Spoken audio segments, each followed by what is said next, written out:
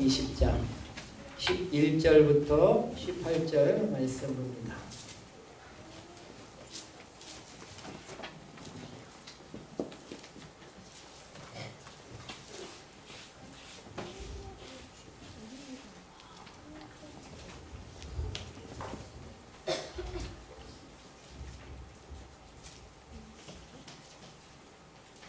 (11절부터) 18절 말씀.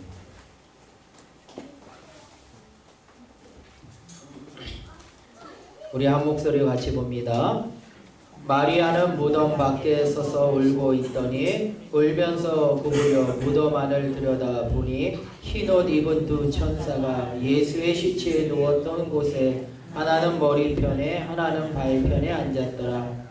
천사들이 이르되 여자여 어찌하여 우느냐. 이르되 사람들이 내 주님을 옮겨다가 어디 두었는지 내가 알지 못함이니이다. 이 말을 하고 뒤를 돌이켜 예수께서 서 계신 것을 보았으나 예수님이 줄을 알지 못하더라.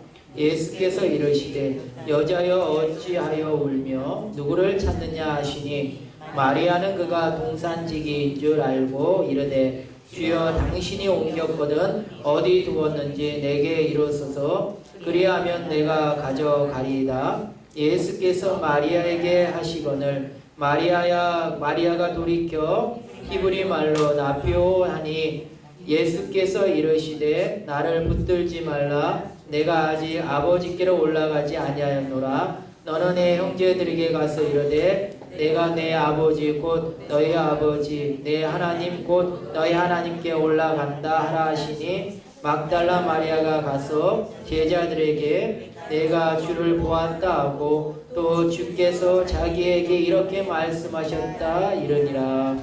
아멘.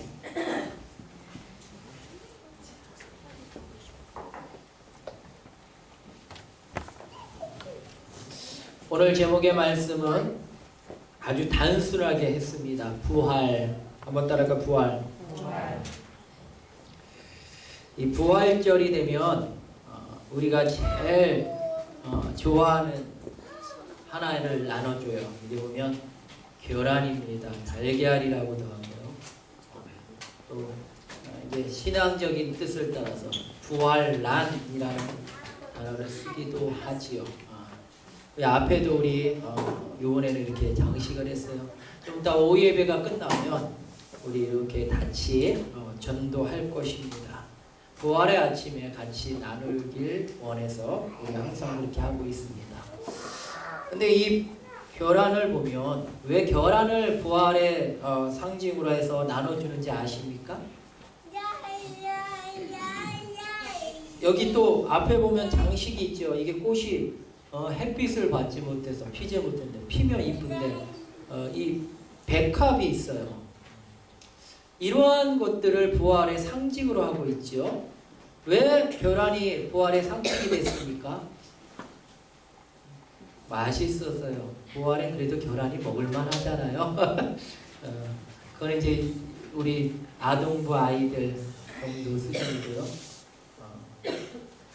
사실은 이 부활에 주는 이 부활란은요, 원래 날거를 줘요, 정상이에요. 왜냐하면 날거에 보면 이것을 품으면, 요새는 또 이게 우정란 유정란이 있어가지고 품어도 안 된다고 그러지만 옛날의 기준으로 본다면 이것을 품으면 지금은 죽은 것 같잖아요. 그렇죠. 겉모습 보면 아무것도 없는 것 같아요. 옛날에 에디슨이 품었다는 것처럼 이것을 품고 있으면 어떻게 됩니까? 나중에 생명이 돋아나죠. 겉에서 보면 죽은 것 같아요. 백합도 그렇잖아요. 그 뿌리를 보면 아무것도 없는 그냥 뿌리 하나의 그처럼 보이잖아요. 그런데 거기에 생명이 돋아난다는 거예요. 나비도 마찬가지로. 그래서 부활의 상징이 겉으로는 죽어있는, 그러니까 예수님의 죽음으로 인하여 끝인 것 같은 세상, 예수님의 죽음으로 인하여 모든 것들이 다 그렇게 되어가듯이 끝나는 것이라고 생각했던 그러한 일들이 부활의 이 아침의 영광이 드러남으로 인해 마치 생명이 다시 거듭난다는 그러한 것처럼 이제 그 상징을 통해서 이러한 것들을 장식하거나 아니면 이런 것을 나눠주게 되는 것이죠. 여러분 그렇게 이해하시고 좀 이따 오예배 후에 부활을 나누실 때 꼭 그렇게 예수님 부활하셨습니다. 그렇게 증거하면서 나눠주시기 바랍니다. 오늘 부활에 대해서입니다. 특별히 부활에 대한 믿음은 참 중요합니다. 오늘 질문에 이렇게 되어 있어요. 부활에 대한 믿음을 어디로부터 출발해야 합니까? 최대한으로 쉽게 질문을 하려고 하는데 질문을 하고 나면 이거 좀 난이한 질문이다 라는 생각이 꼭 들어요. 근데 부활의 믿음이 어디서부터 시작되느냐, 이 질문을 가지고 하는 것은 어떤 사람은 부활을 지식적으로 믿는 사람들이 있어요. 근데 지식적으로 믿는 것이 아니라 지식적으로 아는 것이죠. 근데 사실 과학적이고 이성적이라고 이야기하는 대부분의 사람들은 부활에 대해 믿기가 너무 어려워요. 사두개인이라는 사람들이 있었어요. 부활이 없다는 사두개인들이 예수님 앞에 부활에 대해서 이야기했어요. 한 집에 7의 아들 중에 첫 아들이 결혼을 했어요. 결혼을 했는데 첫째 아들이 죽었어요. 근데 유대법에 보면 첫째 아들이 죽으면 그 첫째 그 아들과 결혼한 그 여인을 둘째 아들이 책임져야 될 것들이 있어요. 여러분 옛날에는 그 유대인들에게 여자들이 살아갈 수 없거든요. 나오미와 룻에 대한 말씀을 보면 이해될 거예요. 그러다 보니까 법으로 그렇게 정해져 있는 모세법이 있어요. 그러니까 둘째가 봉양을 합니다. 근데 둘째도 죽고 셋째도 죽고 해서 7째까지 들었다. 그러면서 뭐라 그러냐? 만약에 천국에 가면 누구의 부인입니까? 대관절 누구의 부인입니까? 라고 얘기하는 거예요. 어떻게 생각하세요? 누구의 부인이에요? 난 셋째가 좋으니까 난 셋째니까 난 셋째. 난 첫째니까 첫째. 뭐 내가 이 아는 그냥 이성적인 것으로 얘기할 수 있겠어요. 그런데 여기에는 아주 지극히 잘못된 사고가 있어요. 그게 뭐냐? 자신들이 이해하는 것으로 부활을 이해하고 있다는 거예요. 알고 있다는 거예요. 부활의 개념은 그런 개념이 아니잖아요. 우리가 아는 것으로 아는 그러한 부활이 아니라 믿음으로, 할렐루야, 믿음으로 믿어지는 믿음. 곧 뭐예요? 이것은 내가 이해하거나 경험해서 얻어지는 것이 아니에요. 내가 부활을 경험했어요? 아니면 부활에 대해서 어떠한 체험을 했어요? 그게 아니라 믿는 거예요. 믿음은 보지 못하는 것 증거요. 보지 못하는 것들의 증거라고 그랬어요. 보지 못하는 가운데서도 믿는 거예요. 이게 믿음이라는 거예요. 그런데 이 믿음은, 부활의 믿음은 믿어져야 하는 거예요. 오늘 그걸 이야기하는 거예요. 그러면서 오늘 그렇지 못한 사람들에 대한 이야기를 조금 하려고 합니다. 오늘 말씀에 보면 이렇게 되어 있어요. 마리아라는 여인이 나옵니다. 나중에 이 마리아는 막달라 마리아라고 설명하고 있어요. 근데 이 마리아가 오늘 읽은 말씀 2절에 보면 마리아가 무덤에 갔는데, 무덤이 유대인들에게는 우리처럼 이렇게 장사하는 게 아니라 굴에다가, 왜냐면 그 중동 지역이 굉장히 습하고 막 그러니까 썩고 그러니까 굴을 파고 그 굴에다가 시체를 놓고 그 다음에 그 앞에 입구를 돌로 막아요. 그래서 시체를 훔쳐가지 못하도록, 아니면 들짐승들이 시체를 먹지 못하도록 막아놓는 일을 합니다. 근데 마리아가 가보니까 무덤이 열려있는 거예요. 그래서 제자들한테 얘기하니까 베드로와 사랑하는 다른 제자라는데 이건 요한을 이야기하는 것 같아요. 어쨌든 제자들이 가서 보니까 예수님이 없는 거예요. 예수님의 시체가 없는 거예요. 그리고 나서 돌아갔어요. 그리고 나서 이제 막달라 마리아가 밖에서, 예수님의 무덤 밖에서 슬피 울며 있는 거예요. 그러다가 쳐다봤더니 보니까 천사 둘이 있는데, 한 사람은 예수님의 장사됐던 머리 쪽에 있었고 한 사람은 예수님의 발편에 있었어요. 그리고 나서 이 천사들을 보게 되었어. 어떻게 눈이 마주쳤는지 모르지만 이 천사들이 뭐라 그러면 이 마리아를 왜 우느냐 하고 묻습니다.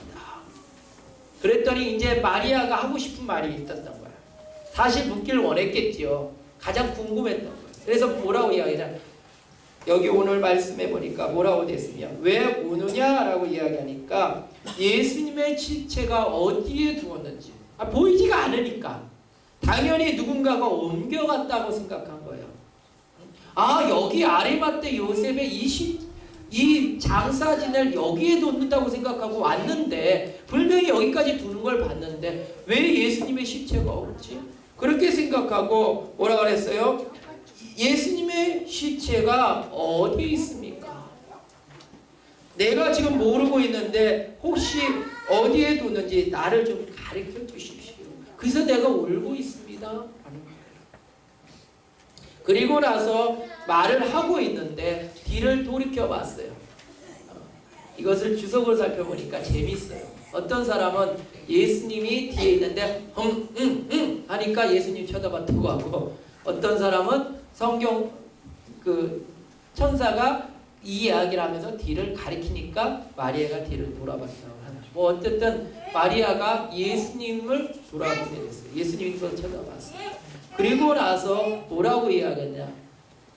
동산직인 줄 알았다. 동산, 무덤을 지키는 사람이죠. 그래서 뭐라고 했어요? 똑같은 이야기예요.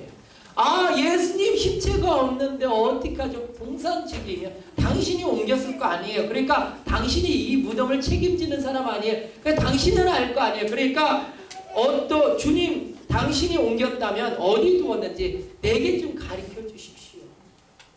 그리고 간절함 가운데서 나도 거기에 가서 내가 예수님 만나야 됩니다. 그렇게 이야기하고 있어요. 그때 부활하신 예수님께서 마리아야 하고 부르십니다. 이 부르심이 참 중요한 것 같아요. 아브라함의 부르실 때에는 아브라함이 타락한 후에 그를 부르셨는데 오늘 마리아는 슬피 울고 있는 이 마리아를 향하여 마리아야 하고 부르셨어요. 오늘 이 부활의 아침에 여러분을 부르시는 음성을 듣길 원합니다. 마리아야 하고 부르실 때 그가 돌이켜 라비어 하고 라오미오 이렇게 얘기합니다. 이는 선생이란 말로 하고 있죠. 그러면서 예수님께서 뭐라고 하냐, 이 마리아야 하고 말할 때 예수님의 모습을 보고 그리고 나서 예수님께서 나를 붙들지 마라. 내가 아직 하나님 나라에 올라가지 아니한다. 나는 이제 하나님의 나라에 갈 것인데 그 이야기 승천할 것인데 그것을 제자들에게 가르쳐 주어라. 그러니까 이 마리아 막달라 마리아가 제자들에게 가서 말하기를 내가 가보니까 예수님의 시체는 없고 천사들이 나타났고 그리고 나서 부활의 주님을 만났습니다. 할렐루야. 그리고 이야기하는 사건이 오늘 있습니다. 오늘 마리아의 이 사건을 통해 우리가 살펴본다면 부활에 우리가 의미를 한 가지를 깨달아야 돼요. 이 막달라 마리아는 무덤 속에 갔습니다. 그리고 나서 무덤 속에서 이 돌이 옮겨진 것을 보게 됐어요. 그리고 나서 그가 슬피 웁니다. 왜 울고 있어요? 한 가지예요. 예수님의 시체가 없다는 거예요.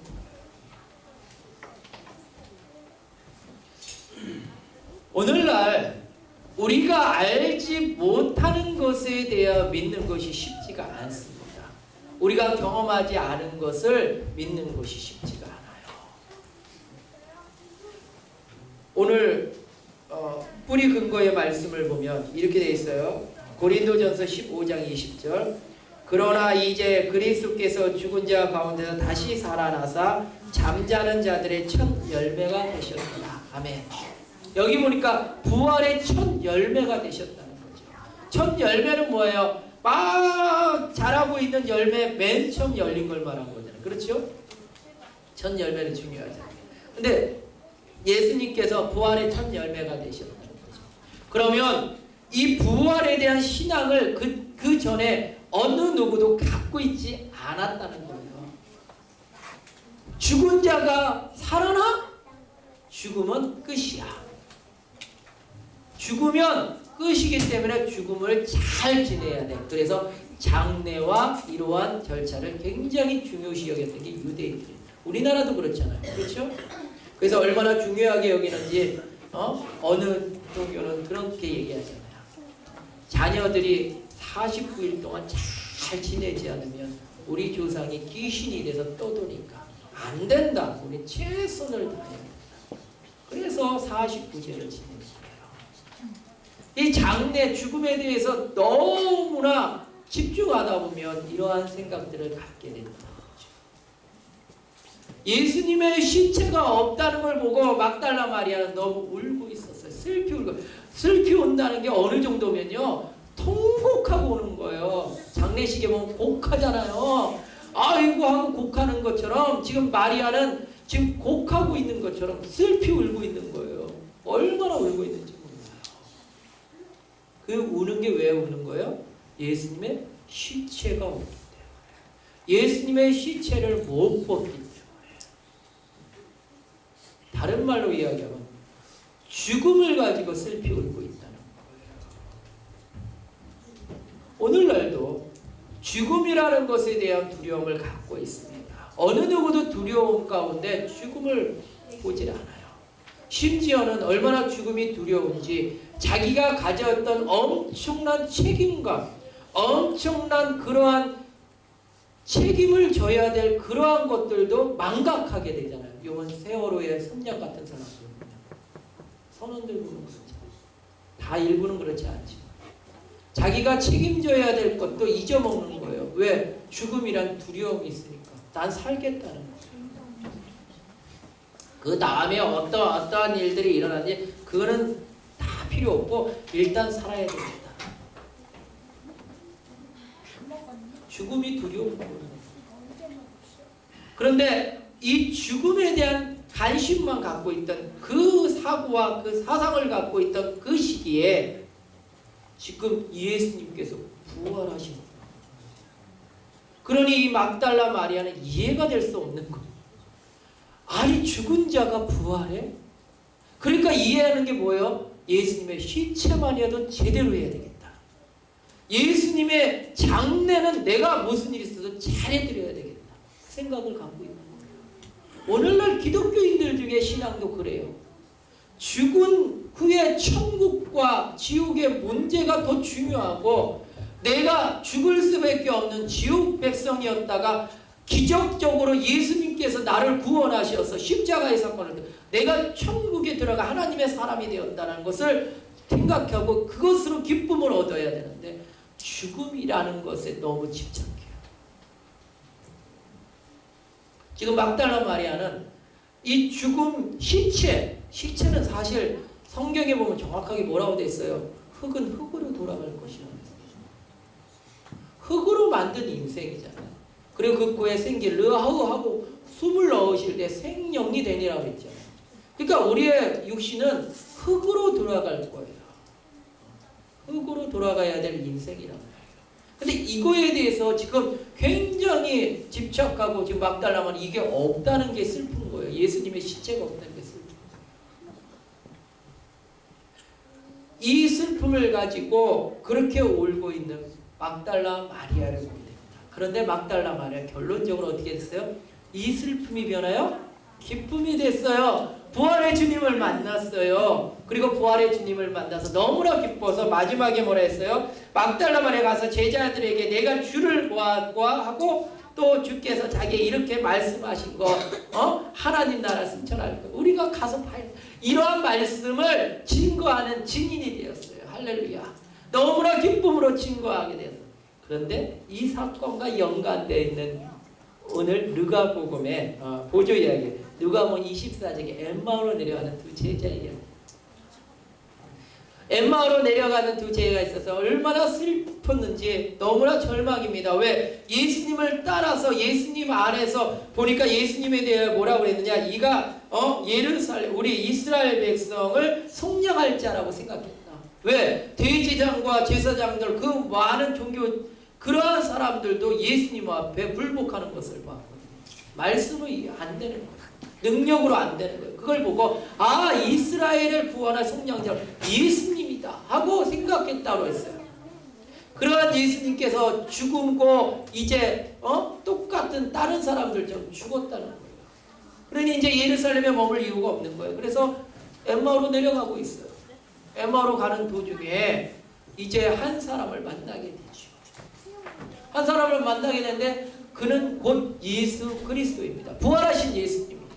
근데 그분을 만났는데 그분이 만나서 묻습니다. 뭐라고 이야기하면 뭐라고 또 얘기해요? 예루살렘 당신들이 지금 오면서 한 이야기가 무엇입니까? 하고 얘기해요. 그러면서 대체 무슨 일이 있었습니까? 예루살렘에서 이렇게 얘기하는 거예요. 그랬더니 이 사람들이 하는 말이 뭐라 그래요? 두 제자 뭐라 그래요? 아니 당신 예루살렘으로 있다가 올라온 사람은요. 아니 몰라요? 얘기해 드릴까요? 예수님에 관한 모든 일들이 있었어요. 그리고 그 예수는 능력의 사람이었고 능력의 선지자였습니다.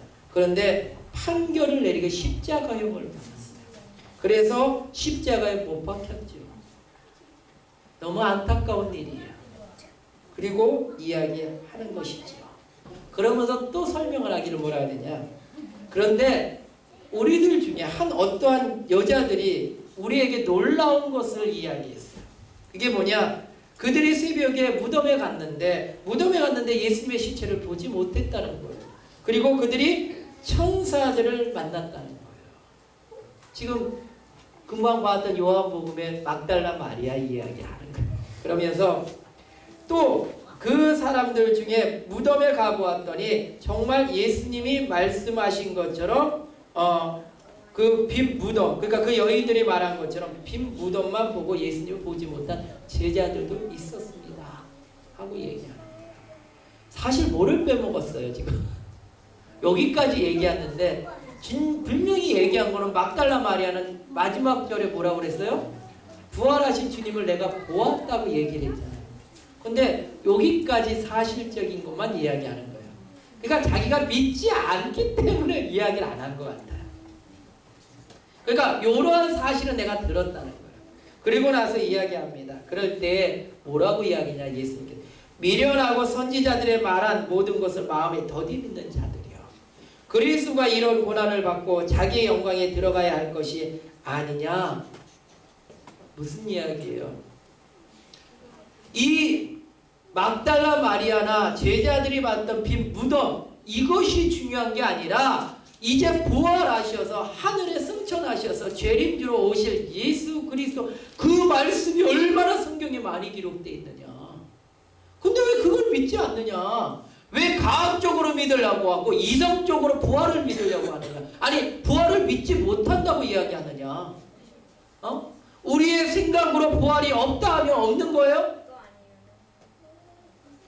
오늘날 수많은 사람들이 예수님 부활했습니다 라고 이야기하면 예수님 부활한 거 그거 봤어요? 내가 보면 믿을 거예요.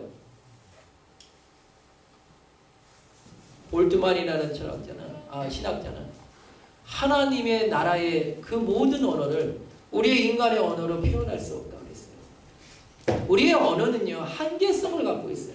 얼마나 한계성을 갖고 있으면 성경이 기록될 때 성경이 처음에 히브리어와 헬라어로 기록되고 그것이 영어로 해석되거나 독일어로 해석되면서 그것이 우리나라에 들어왔잖아요. 그래서 한문으로 된 성경이 들어오고 또 한편으로는 일본을 통해서 영어권에 성경이 들어왔잖아요. 근데 해석이 아니한 것은요 여전히 한문으로 돼 있어요. 그렇죠? 한문으로 돼 있는 구절들도 꽤 많아요. 왠지 아세요? 그거는 어떠한 다른 표현을 하기에 가장 적절하지 않기 때문에 한문을 그대로 남겨두는 거예요. 언어라는 것이 한계성을 갖고 있고요. 언어라는 것이 정확한 것 같지만 그렇지 못해요. 왜? 사람이 만들었기 때문에. 그러면 언어조차 그 정도라면 우리의 생각과 이성과 과학이 정확히 증명되느냐? 과학이라는 것이 다 증명되느냐? 그렇지 않아요. 과학이라는 게 어떻게 다 증명될 수 있습니까? 저는 너무나 안타까운 것은요. 어떤 사람들은요. 과학으로 신학을 증명하려고 해요. 그런데 그거는 초신자들에겐 참 필요해요. 왜냐면 초신자들 믿지 못하는 사람들에게는 객관적인 근거를 나타내야 돼요. 저희 교회에서도 알파 코스를 지금 하고 있잖아요. 그 알파 코스에 보면 굉장히 객관적인 이야기들을 해요. 그런데 우리가 신앙적으로 성숙하면 이건 객관적으로 과학적으로 증명하는 거 믿는 게 아니에요. 성경에 기록됐기 때문에 믿는 거예요. 할렐루야. 성경의 말씀이 기록되면 그것이 믿어지는 거예요. 여러분 그렇게 믿지 않아요? 세상에 다른 이야기를 하는 것처럼 보여져요. 그래서 여기 뭐라고 그랬어요? 이제 그들을 향하여 예수님께서 성경에 기록된 예수님에 대한 말씀들을 다 가르쳐요. 이에 모세와 모든 선지자의 글로 시작하여 모든 성경에 쓴 바 자기에 관한 것을 자세히 설명하시니라. 예수님께서도 성경의 말씀을 통하여 설명하고 있다. 그러면서 그 말씀을 하실 그 말씀에 그리고 그 말씀을 하실 때 그들이 뜨겁지 아니하더냐? 성령의 역사하심에 눈이 띄어질 때 바로 예수님을 보게 되는 거예요. 그리고 나서 그들이 이제 예루살렘으로 다시 올라갑니다. 그리고 똑같이 막달라 마리아처럼 예수님이 부활하셨어요. 부활의 주님을 내가 만났어요. 하고 증거하고 있는 것을 보게 됩니다. 사랑하는 성도, 부활에 대하여 우리는 그래서 하나님의 자녀로서 나는 부활에 대하여 예수님의 부활에 대하여 믿고 증인이 되어야 합니다. 믿는 것이 중요해요. 이성이 아니라 믿음으로 믿어져야 돼요. 그리고 증인이 되어야 됩니다. 증인은 뭐예요? 확신을 가지라는 거예요. 그럴까 말까 이게 아니라 확신을 갖고 나아가는 거. 예, 그렇습니다. 예수님은 부활하셨습니다. 당신 체험했어요? 봤어요? 여러분 어떻게 우리가 믿는 것으로 다 알 수 있겠습니까? 당신은 그렇게 완벽합니까? 우리는 그런 확신을 가져야 돼요. 그리고 부활의 주님을 증거해야 됩니다. 그래서 마지막으로 이렇게 적용합니다. 부활하신 예수님에 대해 당신은 어떻게 말할 수 있습니까? 이제 부활의 주님을 믿고 믿음으로 증인의 삶으로 나아가길 주님의 이름으로 축원합니다. 기도드리겠습니다. 사랑의 하나님,